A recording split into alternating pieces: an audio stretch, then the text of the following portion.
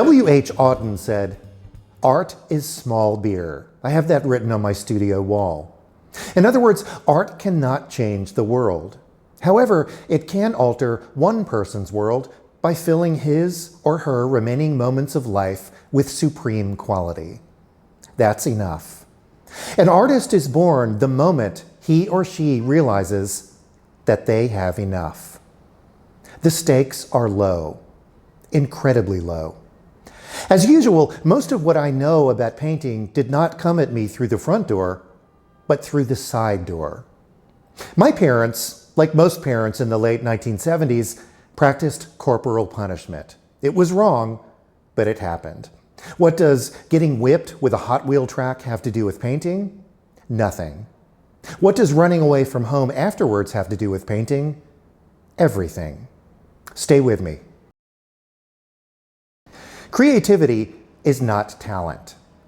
Creativity is curiosity and effort without fear. Everything you've learned, you learned from mistakes. Everything you're good at, you were once bad at. Passion won't get you very far, but mastery will. Duke Ellington said, "The wise musicians are those who play what they can master." So do what comes easy. Then lock yourself in a room and get good at it. Not great, just good. They don't tell you that in art school because the stakes are too high. Only an amateur walks into his or her studio and says, "Today, I will be brilliant." A professional just shows up and plays, regardless of the results. Anyone can win the 100-yard dash once in a while, but to be good consistently is how you get a career. Work in solitude and silence. Other people love to ruin stuff. Understand your materials, paint, canvas, brushes, and then work beyond that understanding. To paraphrase Leonardo da Vinci, I have no hope for artists who work within boundaries of their own. I only have hope for artists who work beyond their abilities. To put it bluntly, running away from home taught me to trust my sensitivity. After a whipping, I'd slam the back door, butt stinging under my Levi's, and march down a path to a creek. There, I'd wiggle my way into an azalea bush and vanish in their riot of pink.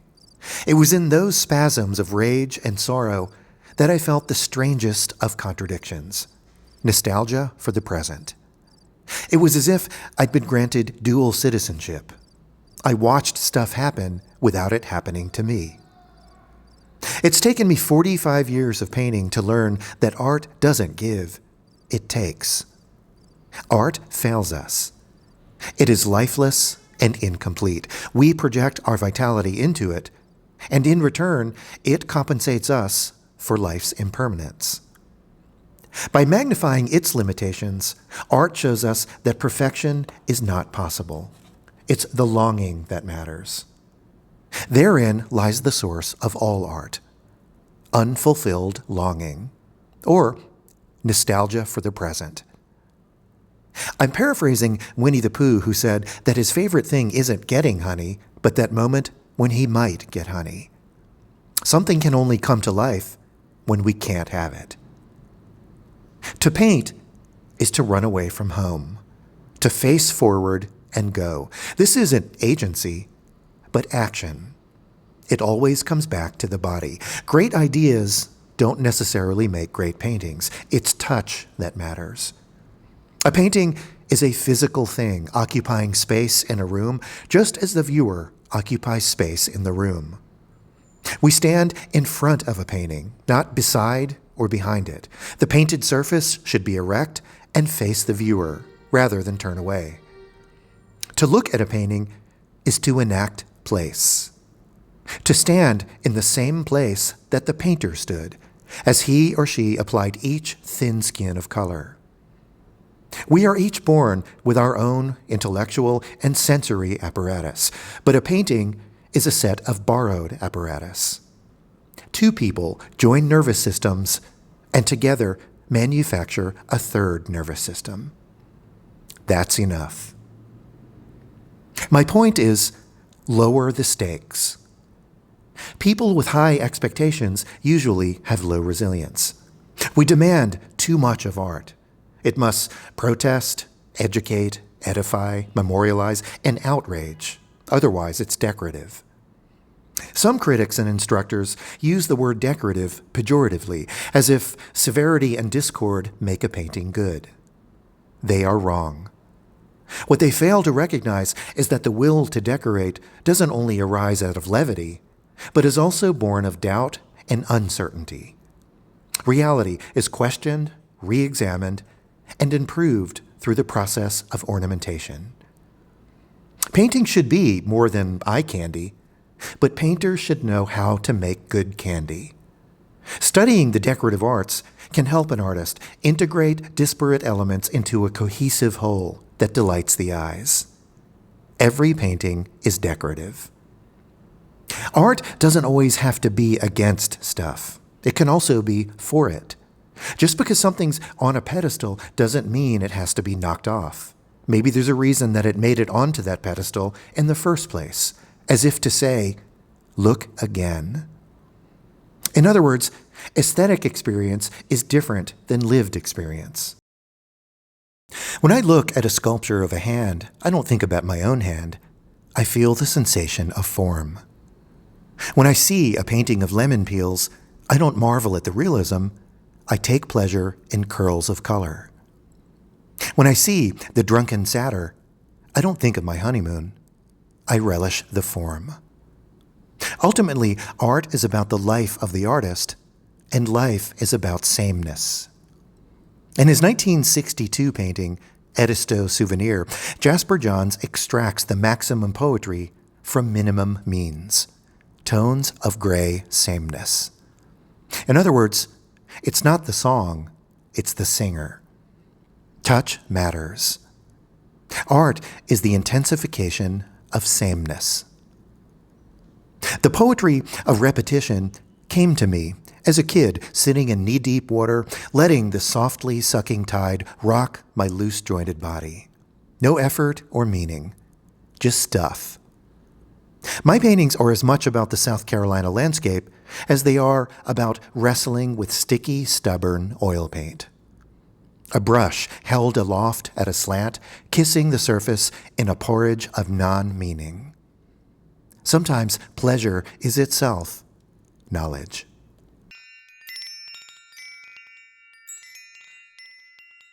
The crunching of leaves meant that my father had found me. He'd apologize for hitting me, kiss my hair, and walk 5 steps behind all the way home. No words at the dinner table, not even past the gravy. I tell you this because sometimes what makes you feel bad is the same stuff that makes you feel good. Moving away from one thing means moving towards another. The only way out is through. Art is small beer. Running away taught me how to walk down a sidewalk without looking back. No one cares if you screw up. Die a little death each day. You'll be fine.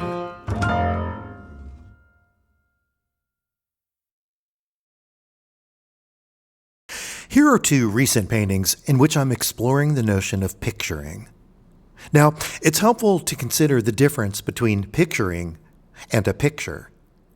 Picturing is active. It includes the viewer. For example, when Goya presents a group of people and shows us the back of the head of one of the spectators, that's his way of including us in the perceptual envelope of the painting. By contrast, a picture is passive. It's the fragment of a continuous view that would go on even if the viewer was hit by a bus. All roads would still lead to the vanishing point. I am picturing because I want to include my viewer in the envelope of the view. In other words, instead of recreating a landscape previously seen, I am manufacturing one whose only function is to be seen. That's why I apply paint thickly. So it feels like you and I are crafting something and discovering it simultaneously. That role of simultaneity is vital in all art. Filmmakers call it parallel editing, and musicians call it simultaneous quadrupeds. These techniques remind us that what's there is not all that's there. There's always more. Yet everything is in harmony. I've been looking at 16th century Mannerist painters like El Greco for their use of multiple views within one picture. For example, in View of Toledo, El Greco tipped the entire landscape up to the front, as if pressing your hand against a windshield. This flattening allowed him to compartmentalize smaller, separate views, all bumping against one another like soap bubbles, each revealing a miniature cosmos concealed in plain view. I learned about this as a kid in South Carolina, when I'd carefully rest my diving mask on the tissue-thin surface of pond water, revealing a liquid world squirming with soft-mouthed life. For a moment, I occupied two worlds at the same time, depending on the angle of my gaze. I still use that principle in my paintings. The tangle of red lines on the left is the south in heat, wild and in your face. Shift your gaze to the right to peer through the lens of my scuba mask, resting on the gelatin of the water, recalling, for me, what poet A.E. Housman referred to as blue remembered hills. Two places, thick and thin, coexist like the rotating beam of a lighthouse. This sounds easy, but is the result of decades of distillation and repetition. I've said it before, but hard painting makes for easy looking, and easy painting makes for hard looking. Hard painting means that the painter has done most of the heavy lifting already, so that the viewer can receive the transmissions loud and clear. In other words, simplify. Distill forms, colors, and lines down to bone and sinew. Simplicity is not the product of a simple mind, but of a mind that has the patience to organize thought and deliver it succinctly. This new painting is a response to Robert Frost's line, "The only way out is through." Here, I'm using darker values to suggest deep, low-country woods, as if we hacked through humidity to expose an interior, like a chicken carcass turned inside out. The dark branches on the top are a call to this painting by Savannah-born artist Hattie Saucy, in which we sit in total stillness, watching. To be a landscape painter is to be a watcher. No agenda or point of view, just a penetrating gaze. Leave the messages to Western Union. In the words of Saucy herself, quote, "When you're an artist, you have to get very silent with what you're doing. If it's going to have meaning, it has to have all of you in it. And it has to have the effort of production. It has something in it for others, yet it will always have your presence in it." Unquote.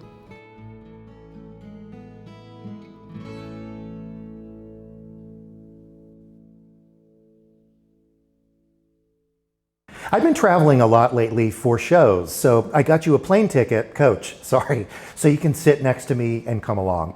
All of these three shows are commemorative in nature. I feel so old, but I also want to show you that a career is built on loyalty. The first show, I represented my home state of South Carolina at the International Conference of Michelin Cities in Anderson, South Carolina. The second show is celebrating my 25 years with Forum Gallery here in New York City. And the third show is the 40th anniversary of the Gerald Melberg Gallery in Charlotte. Fuck. My parents said to be early is to be on time is to be late is unforgivable. I get to the airport way early. Okay, landed in Greenville, South Carolina, and the first stop is Waffle House. I go as many times as it takes, and always let the syrup drip on your grits. One of the best parts about my job is having exhibitions in my home state of South Carolina. And this time I'm honored to be in the beautiful city of Anderson, South Carolina, which is in the upstate, which is a gorgeous part to visit if you've not been here. The people are so friendly. The food is great. I can hear railroad trains in the distance and birds, and I'm wearing my usual uniform because it's about 80 degrees.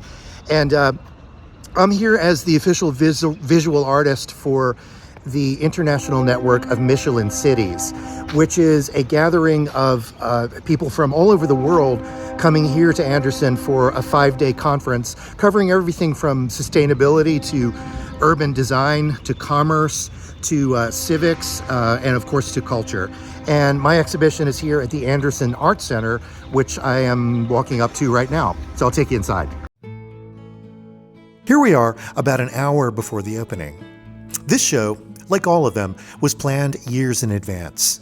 Getting this many people to Anderson and organizing their activities like clockwork took the effort of a lot of creative and industrious people. Opening night was a blast. The champagne flowed, the hors d'oeuvres were tasty, I saw old friends and made new ones. The next morning, I had a president's tour of the athletic facilities of Clemson University. I got to speak to faculty and students at beautiful Winthrop University, and wrapped up with shrimp and grits on Lake Hartwell. I pinched myself, like always. This is what I get to do. The second show is here in New York. I've been proud to be represented by Forum Gallery for 25 years, and I couldn't do this without them. I'll never forget that rainy night, not long after 9/11, when the owners, Bob and Cheryl Fishko, invited me for a Guinness and oysters at High Life, a neighborhood joint a few blocks from our respective apartments. As I scooped an oyster the size of a purse into my mouth, they asked me to join the gallery. Afterwards, I floated home and kissed my young wife and our unborn baby girl in her belly, and told them that our lives were about to change. Good dealers become family. Here we were in 2001, and here we are last month. I've done videos before about my pre-opening rituals, but here they are again. I go to Chinatown for a breakfast of chow fun. Then I always have lunch at the Empire Diner in Chelsea with my old friends from the School of Visual Arts, David Scora and Guy Corriero. Then I take a nap and lay out my clothes for the evening. I'm thinking navy suit, black shirt, and a pink pocket square. Advil goes in the left pocket and Altoids in the right. I've done hundreds of these shows, and I'm nervous every single time. Forum Gallery produced this gorgeous brochure, and I had the pleasure of doing an in-gallery interview with Jonathan Miller Spees, an excellent art writer and historian whose newsletter, Hanging Papers, I recommend. You can watch this 1-hour-long conversation by going to my YouTube channel, Brian Rutenberg Art. If you'd told me 30 years ago that I'd be represented by Forum Gallery in New York, I'd have done a cartwheel down Park Avenue. Well, I'm all dressed. I have my laminated picture of Neptune, my favorite planet, in my wallet to remind me how insignificant all of this really is. I'm going to head across the park now to get to the gallery about 30 minutes early to thank everybody. But before that, I'm going to meet an old friend for a martini at a very nice hotel. And here's my limousine.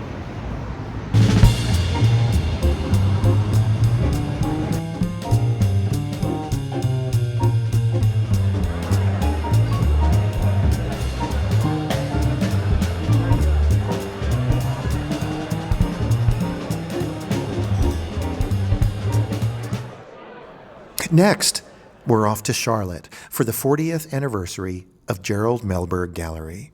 This was a 3-day celebration with an artist's dinner the first night, a packed gallery reception attended by the mayor and other local dignitaries the next night, and wrapping up day 3 with the gallery artists interviewing Gerald about his long and brilliant career. 23 years and almost a dozen shows later, we've built a foundation and a reputation that is mutually beneficial. I couldn't do what I do unless they do what they do. I believe in loyalty. My reason for telling you all this is to affirm the role of dealers in what we do. A career in the arts depends on the talent and hard work of a lot of people. They organize, archive, transport, install, promote, and educate on my behalf. I have the best dealers in the business, and I don't take them for granted.